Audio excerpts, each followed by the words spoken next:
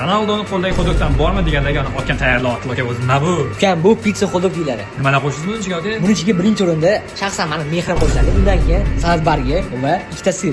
Sir ham oddiy sir emas, boshqasi.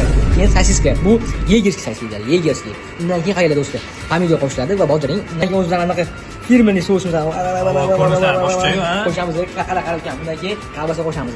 Bu qanaqa kolbasa ekan bu? Bu ham bu noodatiy rozmetr eng qimmatidan. Ikkita qo'shildi-ku, ha? Xuddi mana Ronaldoning qo'lidagi pitsa. Nima ekan bu? Pitsa xuddi keyrasizlar birinchi xuddukka. Ronaldo uncha narsani yemaydi-ku. Ronaldoning qo'ldagi quduqdan bormi degandagi otgan tayyorlayapti aka o'zi. Nima bu? Ukam, bu pitsa quduq deyiladi. Nimalar qo'shasiz buni ichiga aka? Buning ichiga birinchi o'rinda shaxsan meni mehrim qo'shiladi. Undan keyin salzbargi va ikkita sir. Sir ham oddiy sir emas, boshqasi. Keyin sosiska. Bu yegerskiy sosiska deyiladi, yegerskiy. Undan keyin qayerda do'stlar? Pomidor qo'shiladi va botiring. Undan keyin o'zidan anaqa firmaning sousimizni qo'shamiz. Qarab ekan. Undan keyin kolbasa qo'shamiz. Bu qanaqa kolbasa ekan bu? Bu ham bu noodatiy rozmetr eng qimmatidan. Ikkita qo'shildi-ku, ha? Xuddi mana Ronaldoning qo'lidagi pitsa. Nima ekan bu? Pitsa xuddi keyrasizlar birinchi xuddukka. Ronaldo uncha narsani yemaydi-ku.